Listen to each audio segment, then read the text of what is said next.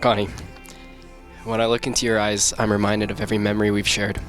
One of which is the day that we first met. Your first words to me were, "Wow, good job." They say you can't change your first impressions. That first memory's burned into my mind. As a result, I first vowed to be as impressive to you as I was on day one. Someone you want to celebrate your successes with, to navigate your trials, your tribulations. Someone you want to come home to every night. It's fun to reminisce about those days. They seem like an eternity ago. I'll never forget the longest messages ever written on Facebook Messenger, and all the time we spent on the bus trying to see each other. As Khalid said, we were just young, dumb, broke high school kids trying to find our way in life, clueless as ever. When we got Layla, that really drove home the fact that we had no idea what we were doing, and you know exactly what I'm talking about. In spite of that, I think Layla turned out amazing, if I do say so myself. So at least this leads me to my second vow, and I vow that regardless of what children we have in the future, whether they are of the human or the fur variety, that I will protect and guide them, encourage and engage them. I will work to raise them as consistently as I can towards our shared vision. Your family always talks about how family is the most important thing, so I would love for that sentiment to be passed on forever.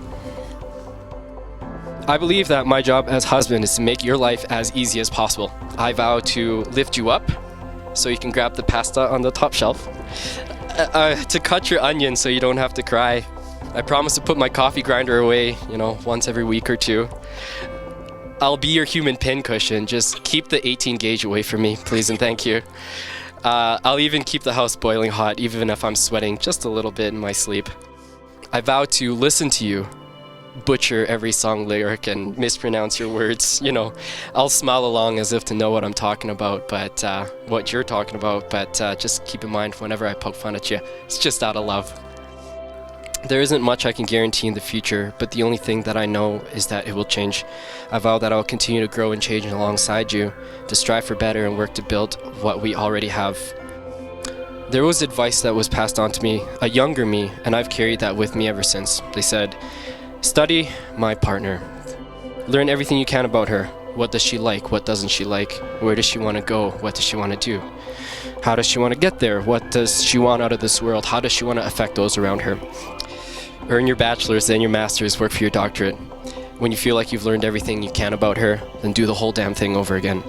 I vow that I will learn about you and from you every single day of our lives. I always tell you that you deserve everything in this world, and I will try to provide everything that I can and what that will bring you joy. I will continue to find things that will spark the light inside your heart and light every inch of your soul. I can't wait to look into your eyes and see all the amazing memories that we're going to share. To see the love and the affection that brings me solace and makes me feel at home. I told you a decade ago that I love you. I love you today, and I'll love you forevermore.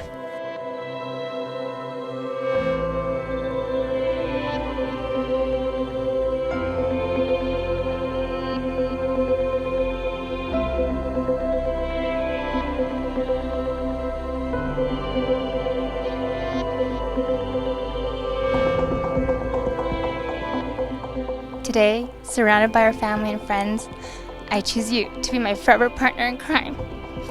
I remember when I started telling my friends about our first date. They would say, "Eddie, he's the nicest guy. He's athletic, he can sing, he can dance. He's the whole package." For some reason, I felt like I had to impress you, so I told you I used to play volleyball and I danced hip-hop. This wasn't entirely false, but you can care less that I couldn't kick a soccer ball straight and that I'm always dancing off beat. I love how you accepted me and love me for all that I am. I know I'm not perfect, but I love that you treat me like I am. So I want to say thank you. Over the past 11 years, we've grown together and traveled together. You encouraged me to travel even when I didn't think it was possible because you knew how much it meant to me. You embraced and learned all my bougie ways. You have learned about shellac nails, balayage ombres, dirty martinis, and charcuterie. You even learned how to remove false eyelashes on the nights I couldn't. You're the best daddy to Layla and will be an amazing father to our kids. I promise to always be there for you and to love you unconditionally. I promise that I will love you in times of joy and comfort you in times of sadness. I promise to be your forever nurse, making sure you go to all your annual checkups. I vow to build our marriage on teamwork, and I'll always be by your side. I promise to continue encouraging you to be the very best you can be. You have supported me in all that I've done and motivated me to challenge myself. Because of you, I have become a better version of myself. I'm so lucky that we have found each other, and I'm proud to call you my husband. I cannot wait for a journey together and start our next chapter of our lives. You're my best friend, my workout partner, my shoulder to cry on, and the love of my life.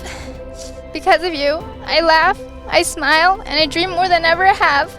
Every day I am thankful for you and everything you've brought to my life. You are and will always be my teammate, my soulmate, and my person. I love you and I can't wait to spend the rest of my life with you. I happily pronounce you are now husband and wife. Eddie, you may kiss your bride. And now, ladies and gentlemen, it is my honor and privilege to introduce to all of you for the very first time, Mr. and Mrs. Yee.